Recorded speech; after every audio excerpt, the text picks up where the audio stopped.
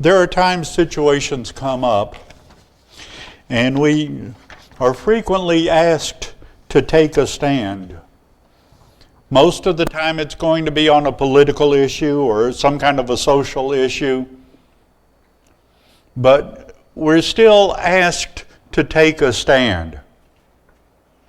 The question becomes, what type of a stand are we going to take? Are we going to take a stand for whatever is popular around us, or are we going to take a stand for Christ? We sang a song earlier, and across the page from it was another song that we like to sing, Stand Up for Jesus.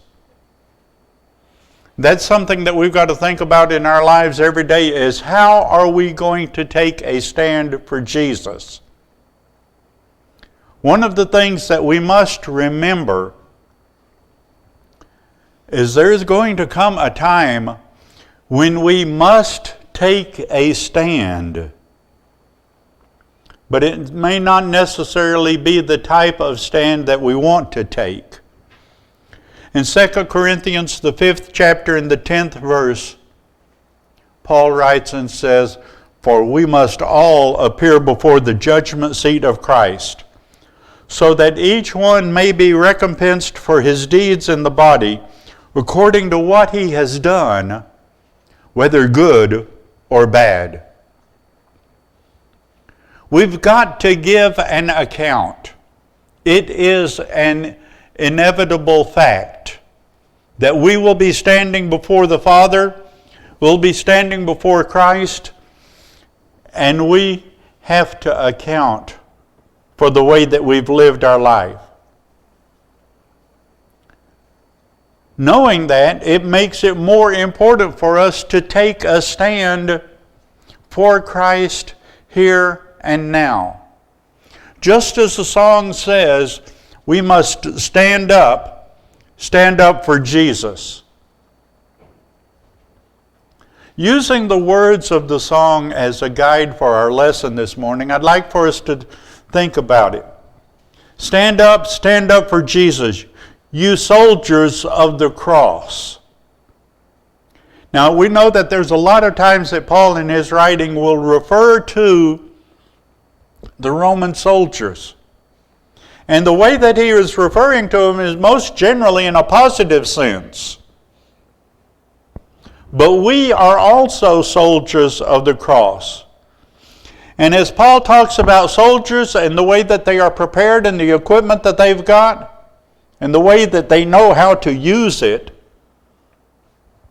we also need to be, as soldiers, be prepared for our service to God. The next line of the song says, "Lift high his royal banner, it must not suffer loss." For those that have served in the military, one of the things that we put as a very high responsibility is to make sure that our flag does not drag the ground, does not get dirty, it does not become soiled.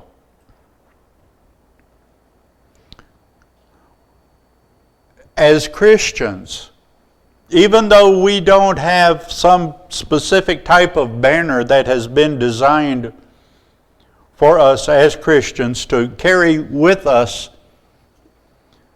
our life becomes a banner.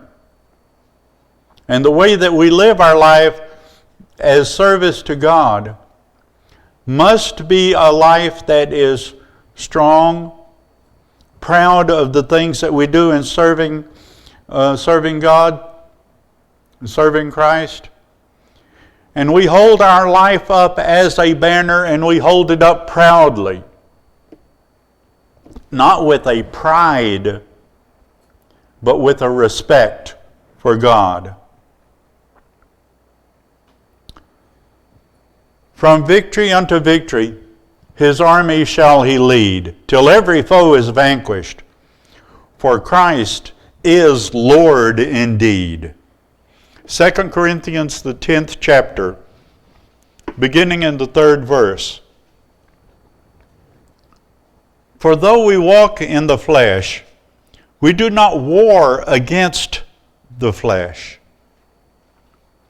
For the weapons of our warfare are not of the flesh, but divinely powerful for the destruction of fortresses.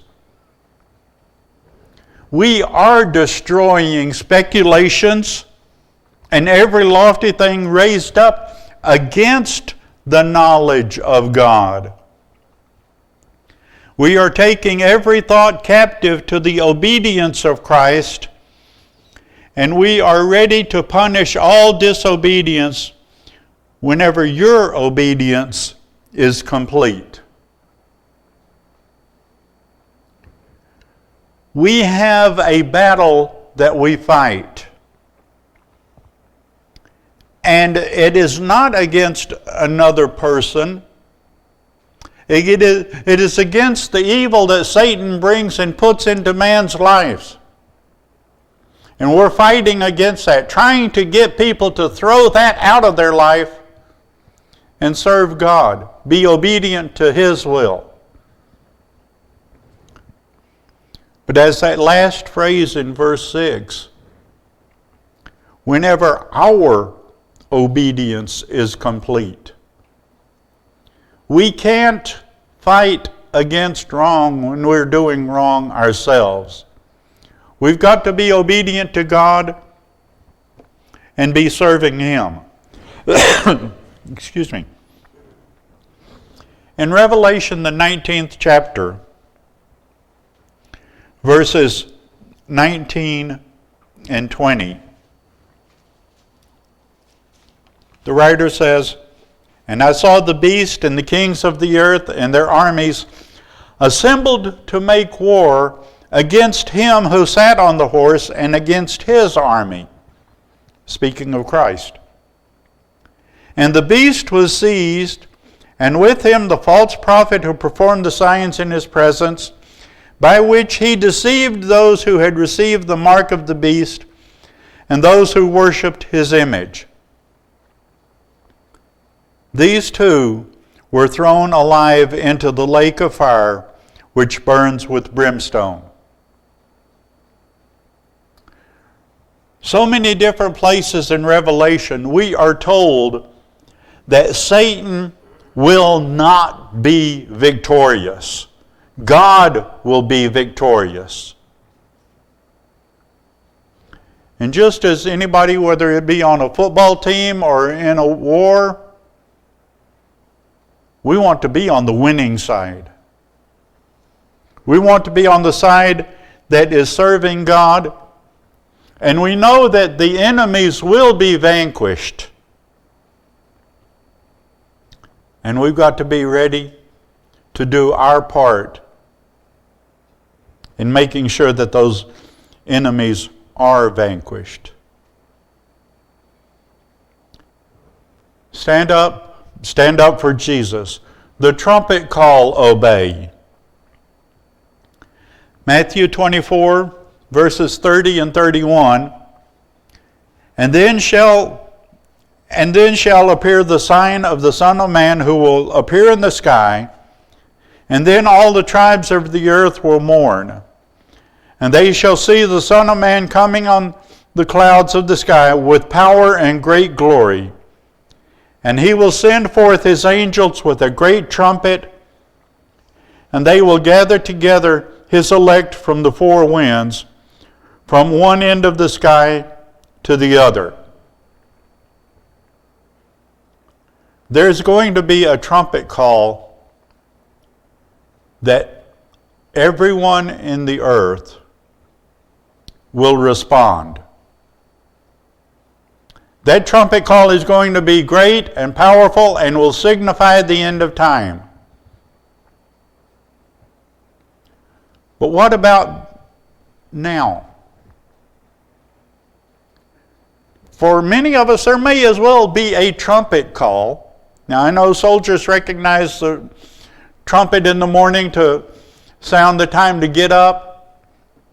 The trumpet time in the evening that sounds, here's the end of the work day.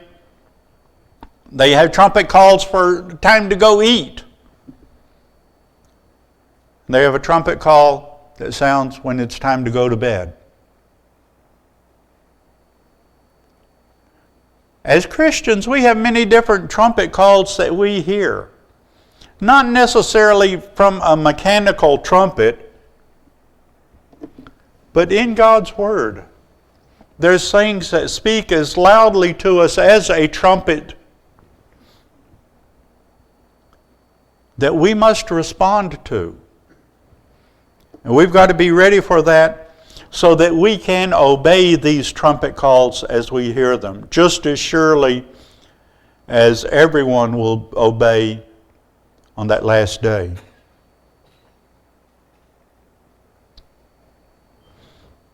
And as we look at the things that the trumpet is calling us to, there's so many things that take place around us, and we have to respond against those things. Stand up for Jesus, the trumpet call will be, forth to the mighty conflict in this his glorious day. Our goal as children of God is to respond to these calls around us. And actually, if you want to look at it this way, some of the trumpet calls we hear are not necessarily being blasted forth by those serving God, but it's being blasted forth by the enemy. And we've got to be ready to respond when they are going to be attacking us. We've got to be prepared to serve Christ every day of our lives, always ready to respond when that trumpet sounds. Ye that are men, now serve him against unnumbered foes. Let courage rise with danger, and strength to strength oppose. Very frequently, one of the passages that we read or will study is from Ephesians, the 6th chapter, where it's talking about the armor of Christ, the armor of God. But this starts out in Ephesians 6:10 by saying, finally, be strong in the Lord and in the strength of his might.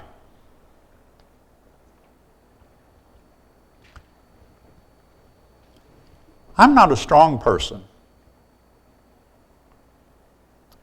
I know many people around me that have more strength, more power than I have.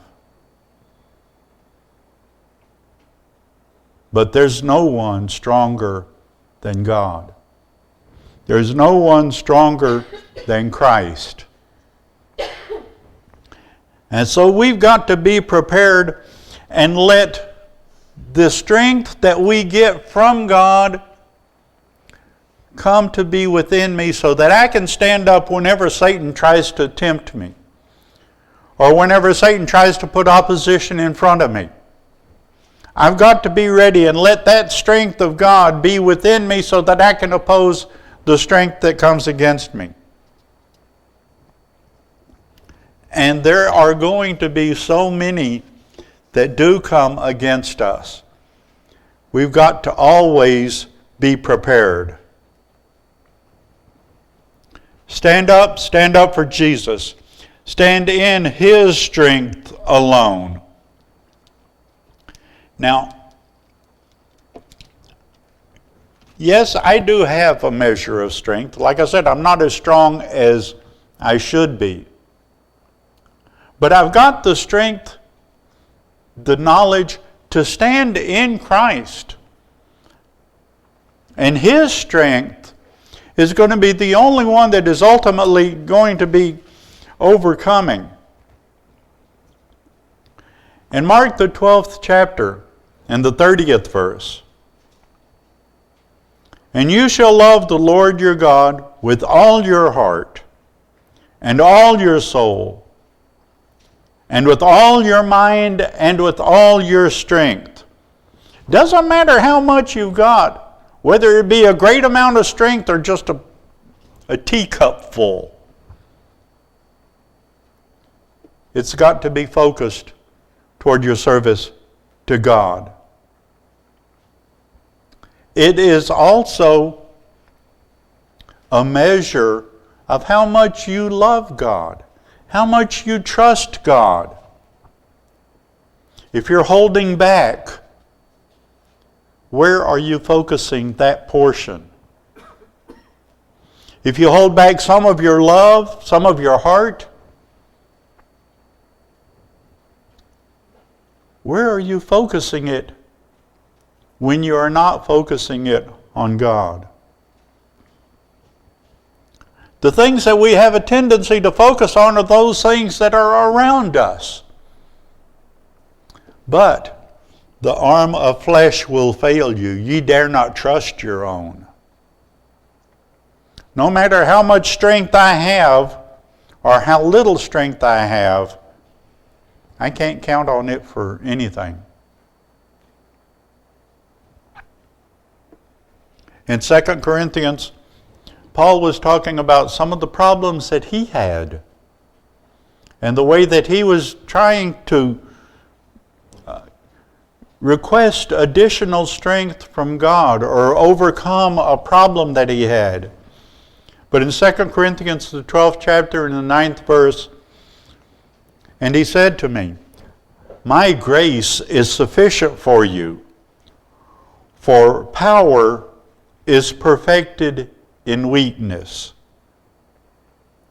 Most gladly, therefore, I would rather boast about my weaknesses, so that the power of Christ may dwell in me. Depending on myself, that's flesh. That's never going to be strong enough to do any good against Satan. I can't put any trust in it. I've got to trust in God. In Hebrews, the 11th chapter, verses 32 through 34, we have kind of a summary of what we've been looking at for the whole of the 11th chapter. So many have been mentioned that by their faith they have been able to do strong things, powerful things, wonderful things. And he says here, beginning in 32, and what more shall I say? For time will fail me if I tell of Gideon and Barak, Samson, Jephthah, of David and Samuel and the prophets, who by faith conquered kingdoms, performed acts of righteousness, obtained promises, shut the mouth of lions, quenched the power of fire, escaped the edge of the sword, from weakness were made strong, became mighty in war, put foreign armies to flight. So many things that would seem like great and wonderful things, and especially for mankind. If we had been involved in some of these events, we would truly say that we have been blessed. But again, it was the power that comes from God, not from flesh. 1 Corinthians, the 1st chapter and the 25th verse. Because the foolishness of God is wiser than men, and the weakness of God is stronger than men. You cannot trust flesh. You've got to trust God. The Spirit, the power, the strength of God that He is able to give to us to be able to stand strong whenever we're faced with temptations is so much stronger than anything around us. Put on the gospel armor and watching unto prayer, Where duty calls or danger, be never wanting there. Now, a while ago we were talking about the armor of God there in Ephesians 6. We need to make sure that we have our armor and that we know how to use it. The phrase here, be never wanting there, means don't be insufficient. Don't be needing a shield and not have it, or not know how to use it. Don't be needing a sword and not have it or know how to use it. And when there's rocks or anything coming at your head and you need a helmet, don't be wanting a helmet and not have it. God's armor is sufficient for overcoming the temptation of Satan. Remember, the last part of the verse says that with all of these things to overcome the fiery darts of the evil one. But if you are missing something, if you're wanting something, you're vulnerable. We have to grow. We have to stand strong. We have to know what we need and get a hold of it and then know how to use it. Stand up. Stand up for Jesus. The strife will not be long. This day, the noise of battle. The next, the victor's song. In Revelation, the 20th chapter, in verses 6 through 8,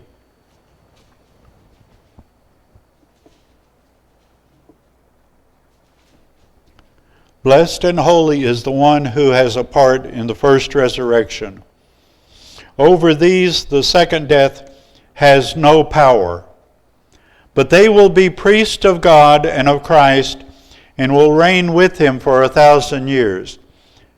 And when the 1,000 years are completed, Satan will be released from his prison, and will come out to deceive the nations which are in the four corners of the earth, Gog and Magog, to gather them together for war. And the number of them is like the sand of the seashore.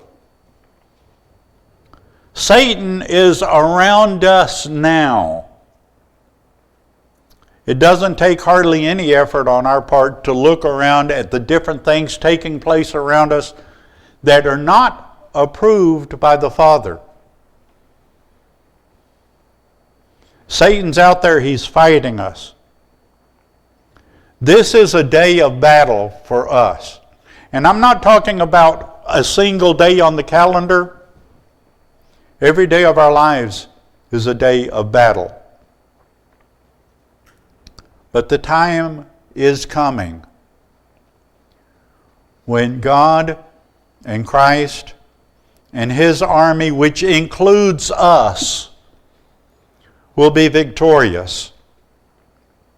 This day the noise of battle, the next the victor's song.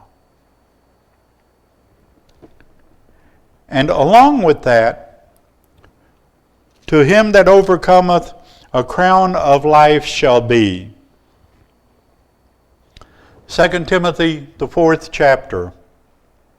Paul has a summary of the things that he has done and the way that it has strengthened him and it has prepared him. In 2 Timothy, the 4th chapter, beginning in the 6th verse, Paul writes, with the knowledge that his life is short. For I am already being poured out as a drink offering, and the time of my departure is at hand. I have fought the good fight. I have finished the course. I have kept the faith. In the future, there is laid up for me the crown of righteousness, which the Lord, the righteous judge, will award to me on that day. And not only to me, but also to all who have loved his appearing.